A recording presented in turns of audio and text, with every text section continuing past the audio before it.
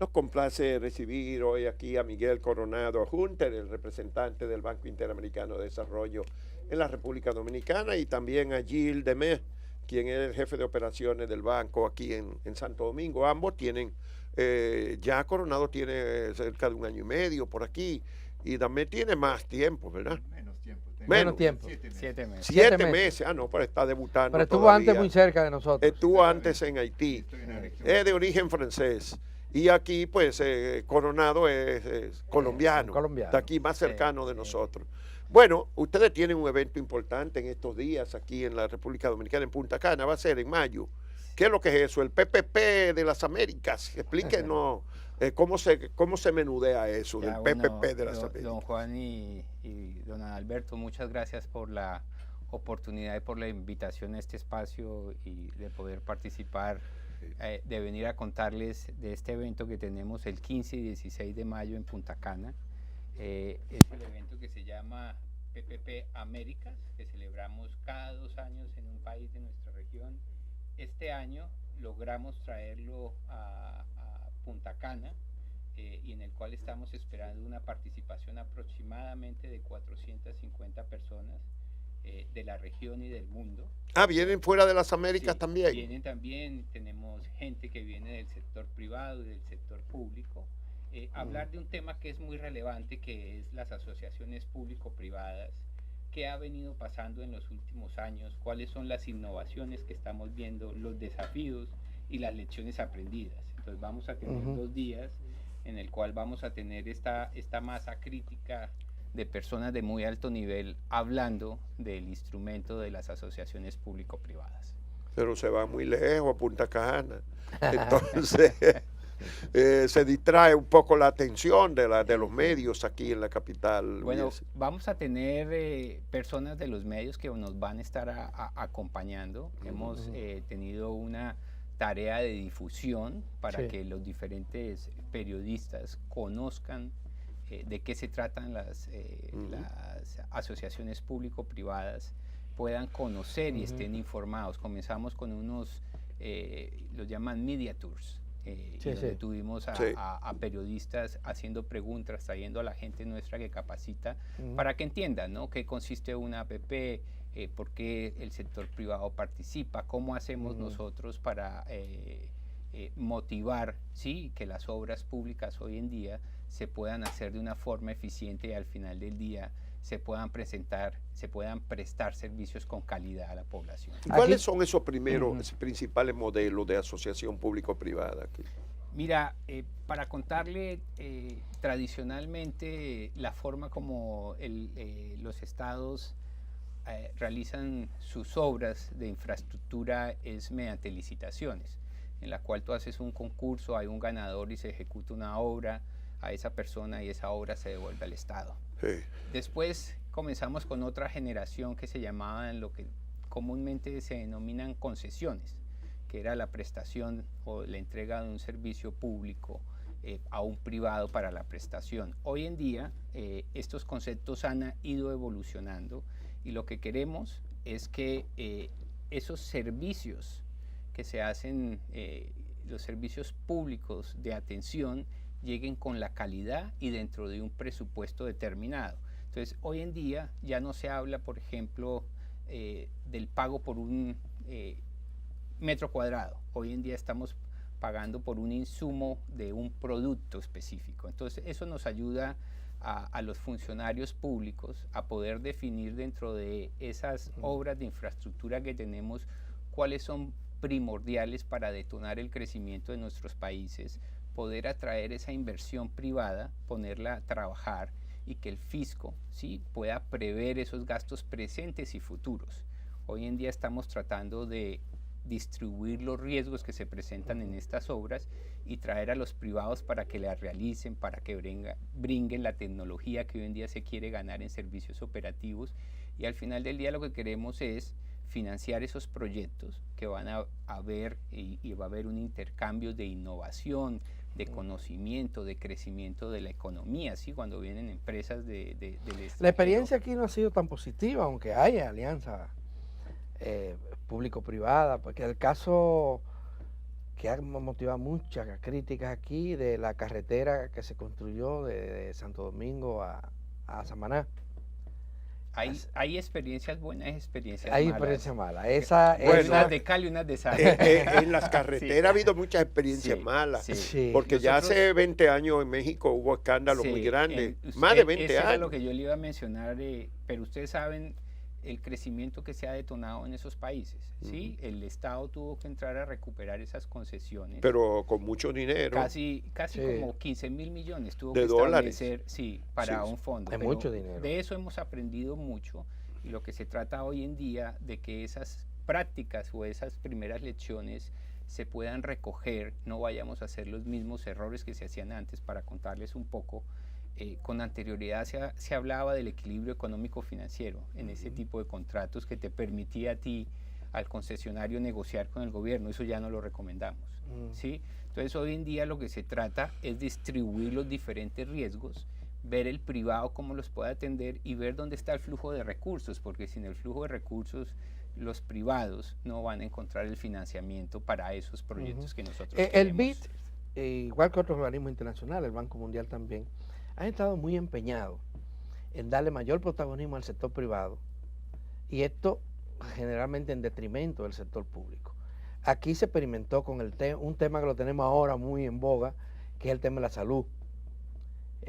Los cambios que se hicieron en el sistema de seguridad social permitieron que lo privado dominara. Sin embargo, los servicios, la calidad de los servicios y el acceso a los servicios no ha mejorado. Entonces ahí se ve como una contradicción entre lo que proponen organismos también multilaterales como OPS o OMS y lo que plantean Sí. los bancos. Yo creo que si uno se pone a pensar de estas experiencias, hoy en día el presupuesto de un país no alcanza a detonar todo el crecimiento que un país está demandando en materia de infraestructura. Si tú miras los números de la región, donde se está invirtiendo entre un 2 o un 3%, cuando realmente hay una gran discusión en los economistas de si se debe invertir entre el 6 y el 8. Entonces, a raíz de la crisis financiera del 2008-2011, es cuando entramos nosotros a pensar cómo traer al sector privado para financiar aquellos proyectos que yo necesito detonar mi crecimiento. Ahora, no es que todo lo vamos a solucionar con el esquema de asociaciones público-privadas, ¿sí? Entonces, acá lo que tenemos nosotros que ver es cuáles son aquellos proyectos que realmente se integran a una red de proyectos a nivel regional que van a detonar ese crecimiento, ¿no? Entonces, hoy en día, cuando yo estaba mirando, para que ustedes vean los números, las inversiones que se estaban haciendo en los últimos 5 años han sido casi el 2%, casi 2.000 millones por año de inversión pública. El viernes vi que salieron cifras que hablaban casi de 110.000 millones de pesos, que es alrededor del 2.8 en los diferentes proyectos de infraestructura. Entonces, y también me quedé pensando... Pero 110.000 millones de pesos en un año. Sí. De inversión. O sea, tienes una serie de sectores, ¿no? Porque está educación. Sí, claro. Sí, está agua. Escuela. Sí, está el sector eléctrico, está el sector transporte. ¿Sí? Entonces son esos grandes proyectos que necesitamos realmente, y acá hay que mirarlo. Yo no creo que estemos desplazando al sector público y esa es la tarea que se debe hacer. El sector público tiene que determinar qué proyectos le conviene hacerlos por asociaciones público-privadas. No todo, esto no es la panacea, ¿sí? Bueno, no la panacea si las debilidades institucionales del Estado son notables, Claro, y aquí claro. las son. Entonces, Porque ese es un problema. Si no sí. puede funcionar nada, si el árbitro o si el ejecutivo general del país tiene debilidades institucionales. Y yo creo que ahí empiezan, por ejemplo, las carreteras. Hubo corrupción, aquí sí hay denuncias claras de corrupción. O hubo concursos que no fueron muy transparentes. Claro, en eso, y es parte de lo que estamos trayendo acá esos 2 días, es que podamos ver qué está pasando en el mundo, ¿sí?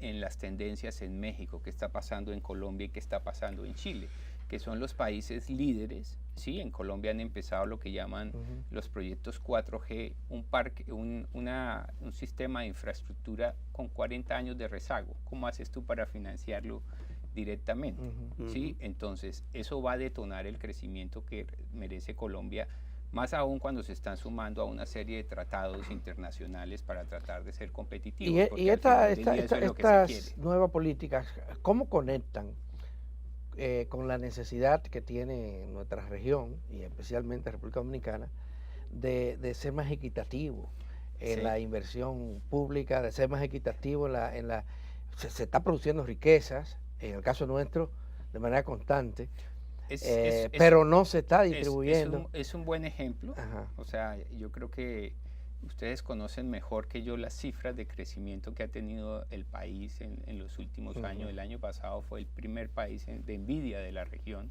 Después vino Panamá con un crecimiento casi del 7%.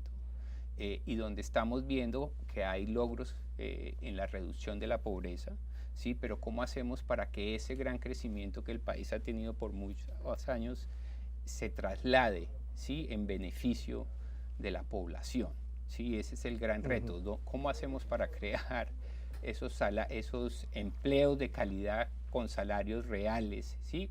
Ustedes conocen mejor que yo las cifras de cómo son los salarios reales y la gran dinámica en que anda. Pero al final del día, lo que nosotros estamos buscando es que esa prestación de servicio público le llegue a la persona, ¿sí? En el tiempo y con el presupuesto que queremos y la calidad sobre todo. Bueno, aquí hay una serie de rémoras muy grandes en materia salarial. Más de la mitad de los asalariados formales todavía no ganan ni siquiera el salario, su salario mínimo no alcanza para el costo de la canasta familiar de los más pobres, del quintil más pobre. Y es una realidad dramática. El mismo gobernador del Banco Central ha dicho que el poder adquisitivo del salario dominicano está en los años 90 todavía. Sí, entonces esa es la gran discusión que como país se tiene y donde nosotros en nuestra estrategia tenemos, o sea, varios ejes que queremos enfatizar. Primero es cómo prestarle a la población unos servicios de calidad, cómo aumentar la productividad y la competitividad del país, ¿sí? Y adicionalmente cómo hacemos para fortalecer institucionalmente temas de transparencia, ¿sí? Temas de consolidación fiscal. ¿Qué proyectos están impulsando ustedes acá en República Dominicana en estos momentos para el desarrollo? Sí, nosotros hemos estado presentes, somos, por decirlo de alguna forma, una banca multilateral muy activa, acompañando aquellos proyectos del gobierno. Este año, por ejemplo, estamos ayudando al Intran, ¿sí? Por ejemplo, con toda la agenda de desarrollo, sí, de transporte, donde vemos, si tú me hablas de cuáles son esos elementos que pueden afectar la productividad del país, o sea, transporte es uno de ellos y logística, los costos de transporte, ¿sí? Fuera de los temas relacionados con la salud pública. Entonces ahí hemos estado acompañando toda esta agenda para la implementación de la ley, creo que es la 167, si no me falla la memoria, y toda esa reglamentación, porque al final es un tema de competitividad, ¿sí? Y un tema de salud pública que estamos atacando. Estamos también trabajando en y de salud pública con razón, porque sí, creo que es la segunda causa de muerte en el país, claro, los accidentes automovilísticos. O sea, los números, y bueno, ustedes como yo somos usuarios. Usuarios de los servicios. O sea, yo tengo que ir muchas veces al aeropuerto Las Américas y bueno, la accidentalidad en esa vía, cómo manejan, cómo corren, gente sin licencias, entonces tenemos que regularizar el parque automotor. Los motoristas. Los motoristas, ¿cómo hacemos para regularizar, ¿no? El número de automóviles y el número de motores que se tiene, la calidad de esas máquinas, el cumplimiento, los talleres, el chequeo. Entonces estamos ayudando en esa parte. También estamos ayudando con programas en el tema de inocuidad y sanidad alimentaria. ¿Sí? Lo que estamos buscando es ver cómo esos productos agrícolas, ¿sí? Logramos crecer la oferta de seguridad alimentaria en el país, subirla más allá del 85% y también dar la calidad para que se pueda exportar, ¿no? ¿Y cuánto es el presupuesto del BID en la República Dominicana para esa colaboración en este año, por ejemplo?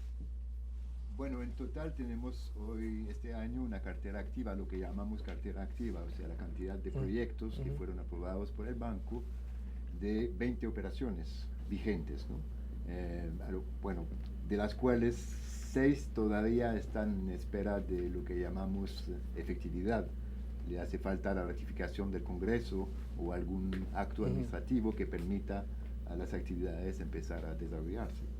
De esas 20 actividades, de las 14 que sí están en ejecución, tenemos los sectores mencionados por el representante de concentración de nuestras inversiones: agricultura, educación y energía, que son los 3 principales para sectores. el monto global.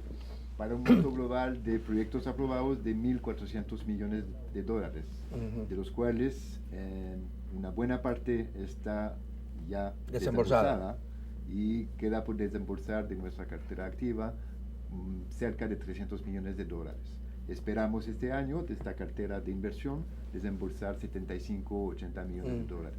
Bueno, vamos a seguir hablando de ese tema. Bueno, perdón. Iba a decir que siguiéramos a hacer una pausa técnica ahora y volvemos para seguir hablando de eso y del último préstamo que acaba de ser enviado a Ciudad Colonial. A la Ciudad Colonial. Vamos a continuar esta conversación con el representante del Banco Interamericano de Desarrollo en el país, Miguel Coronado, y con Gilles Damé, quien es el jefe de operaciones. Nos quedábamos ahorita ahí hablando de los financiamientos de apoyo presupuestario. ¿Qué es eso? Porque los organismos internacionales antes nada más daban financiamiento para obras de desarrollo, pero ahora es también para cubrir déficits fiscales.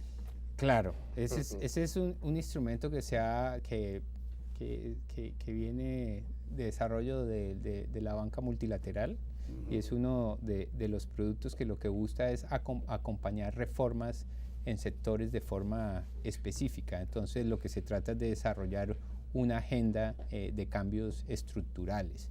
Entonces tenemos diversos ejemplos desde la administración pública, desde reformas fiscales, reforma del sector eléctrico, ¿sí? Que lo que busca es realmente acompañar aquellos cambios, ¿sí? de digamos, como presionar para que los estados hagan los cambios. Estructural. Entonces acompañarlos para nosotros poder dar esa garantía de que se están haciendo las cosas con los estándares, ¿sí? Porque también eso acarrea mucho acompañamiento técnico. Entonces nos toca traer a muchos técnicos, especialistas en diferentes áreas, para acompañar áreas que demanda el gobierno y donde nosotros vemos grandes oportunidades, ¿no? Para darles un ejemplo que creo que puede ser ilustradores en el tema de transporte público, ¿sí?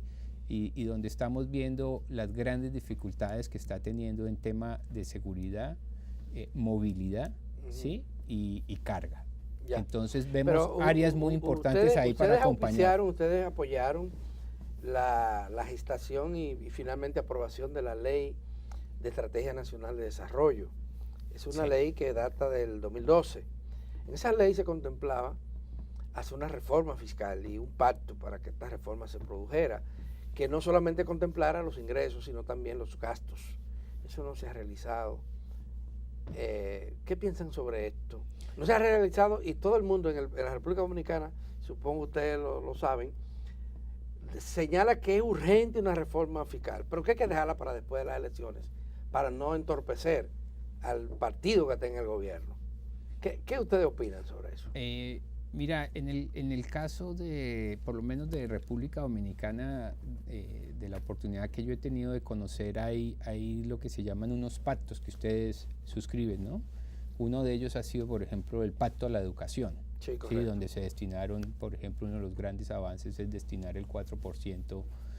Eso fue sin que existiera el pacto. Por eso, pero se hizo y hay un pacto, por lo menos lo que yo conocí. Y después en la agenda hay otra serie de reformas que se han pensado y que están dentro de ese plan de desarrollo, y se ha hablado del pacto eléctrico, que ustedes conocen mejor, y del pacto fiscal también. Entonces, este gobierno lo que ha tenido y lo que hemos venido acompañando es la consolidación fiscal que ha emprendido y donde ha hecho su énfasis. Ustedes mejor que yo conocen, en el caso de la evasión y elusión, ¿sí? Los grandes problemas que se presentan en este país, donde en el caso del ITEVIS es más del 40%, y en el caso, ¿sí?, de los impuestos a las personas casi del 50%, y donde ha estado concentrada la administración pública para cerrar esos espacios, ¿sí? Y hay temas, ¿sí?, de carácter político que ustedes conocen, están entrando en un año preelectoral donde van a ser difíciles encontrar todos los consensos que se requieren para lograr, ¿sí?, tener esa discusión. Siempre en un presupuesto tenemos los ingresos y los gastos. Sí, entonces, y esa es otra gran discusión que se está dando en la región, de por qué, sí, cuando se tienen que reducir los gastos, se corta la inversión en infraestructura y el gran impacto que está teniendo en la región, donde se calcula, sí, que si se deja de hacer las inversiones en un espacio de 10 años va a tener un impacto casi del 15% del Producto Interno Bruto. Entonces, son cifras muy alarmantes. Hay un estudio que acabamos nosotros de sacar y ese es el gran debate. Sí, pero este debate se da acá y se da en muchos países donde ustedes saben la presión fiscal, ¿sí?, cómo se maneja, cuáles son las cifras, el gasto fiscal también que se manejan en nuestros países, cuáles son las cifras. Y ese es el tipo de discusión que se tiene que llevar a un cuerpo político. ¿Y cuáles serían las medidas o las políticas públicas que habría que implementar para reducir esa gran brecha de las desigualdades sociales acá?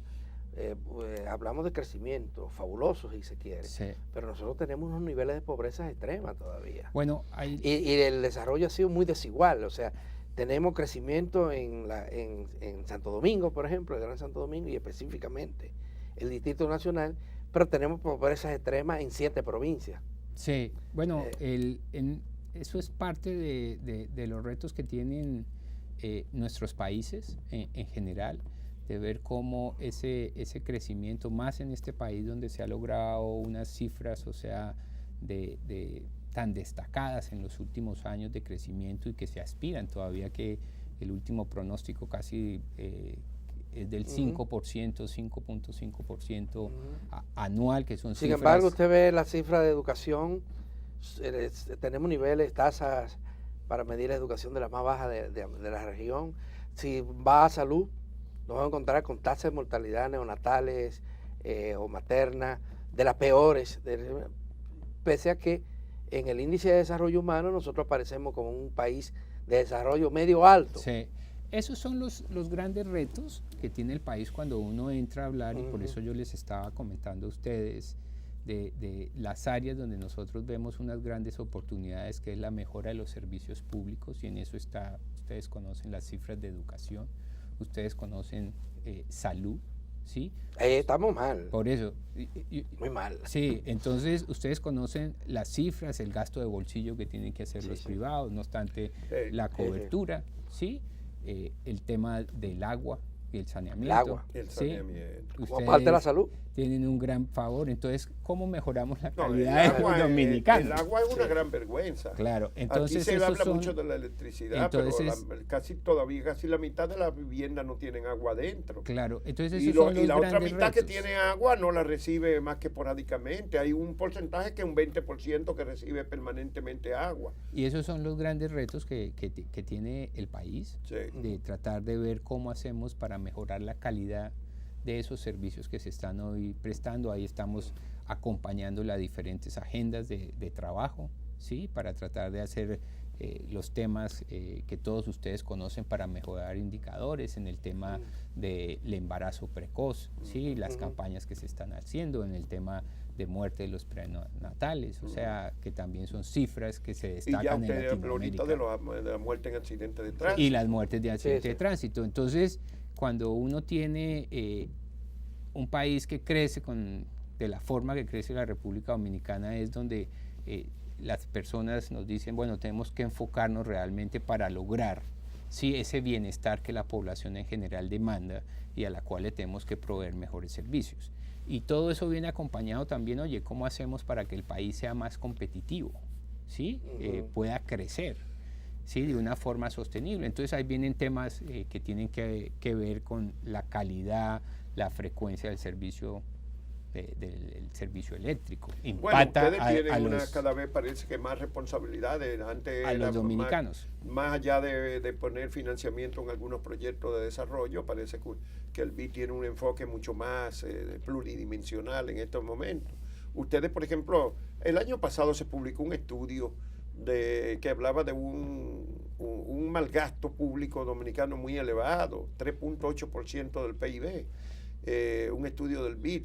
¿Ustedes le presentaron eso a las autoridades dominicanas? Sí, hay el estudio de calidad de gasto. De la calidad del gasto. Y donde realmente también hay mucha oportunidad de mejora. Sí, y también es un gasto que cuando tú miras las tendencias... Así que se le llama ahora los problemas. Un gasto muy rígido, ¿sí? Porque realmente tú no tienes mucha flexibilidad para manejar ese gasto, ¿no? Sí. Mucho de ellos va al gasto corriente, mucho de ese gasto va al pago de deuda y de otros que son gastos fijos. Sí. Entonces, el gasto que tiene el país no es uno de los gastos más altos de toda la región. Hay países que invierten en niveles mucho mayores, ¿sí? Entonces ahí es donde viene la gran dicotomía que nos encontramos hoy en día de por qué no realizamos una inversión de mayor calidad, ¿sí?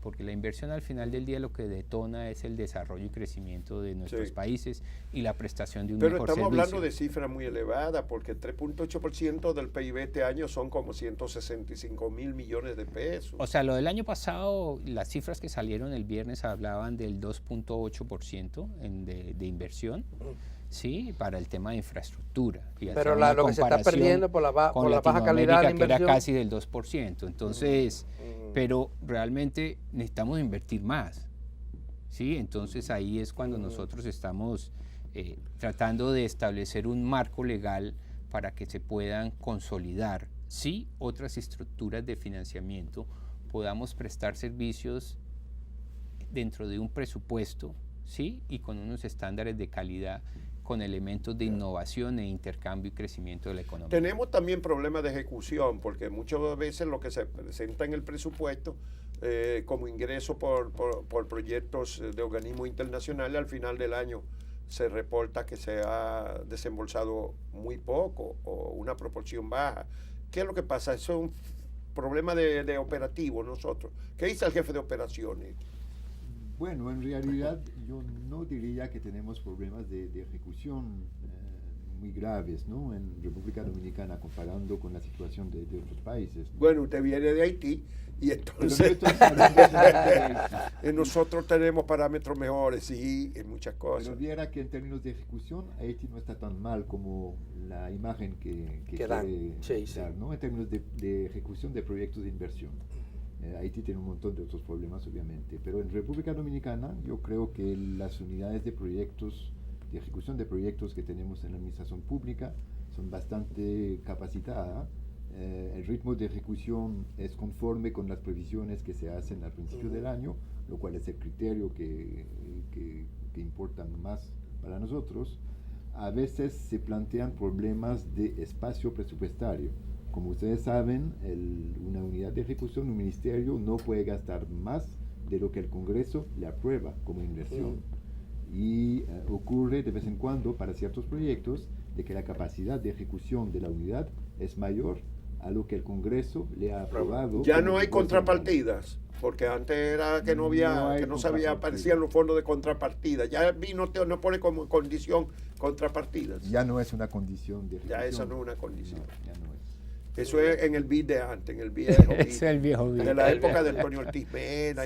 Sí, no, después nosotros emprendimos una serie, por eso iba dependiendo del nivel de desarrollo de los países, de la clasificación, y habían países que tenían que poner un mayor monto de contrapartida y una serie de reformas que la banca multilateral implementó para financiar una serie de bienes y servicios. Bueno, pues vamos a tener que desearle muchos éxitos en ese PPP que viene ahora a mitad de este mes. Sí, 15 y 16 de mayo. Con 450 invitados internacionales, un evento muy grande. Y de aquí participa el gobierno, la empresa privada. La empresa privada, estamos trayendo gente de Goldman Sachs, estamos trayendo de Santander, de BBA, para que puedan ver, puedan tener también reuniones uno a uno, puedan tener intercambios, puedan conocer las tendencias, lo que ha funcionado, quiénes son realmente los grandes jugadores. Es el primer año que estamos haciendo esta mezcla sector público y sector privado. Antes era más un tema dirigido a los tomadores de decisiones en la administración pública. Hoy en día estamos trayendo también a los grandes estructuradores para que vean. Vamos a lanzar algunos productos como el Infrascope, que es una herramienta que elaboramos con la unidad de inteligencia del Economics, donde lo que te da es cómo están los países, ¿sí? Y te da una radiografía de cada uno de los países en materia de asociaciones público-privadas para ver también que se cuenten con todos estos elementos y cuáles son los países principales, desarrollo de algunos manuales en español, de tendencias, de facilidad para eso. Vamos a presentar unos casos específicos de desarrollo. O sea, es una gran oportunidad para esto. Bueno, éxito en ese importante evento y muchísimas gracias por venir a contarnos de todo esto aquí en su telediario 1+1. Miguel Coronado, quien es representante en la República Dominicana del Banco Interamericano de Desarrollo, y también tenemos aquí al director o gerente de operaciones del banco acá en República Dominicana, Gilles Demet. Bueno, pues muchas gracias por el espacio y la oportunidad de estar con ustedes, y les agradecemos permitirnos llegar a sus audiencias. Así que muchas gracias. Muchas gracias.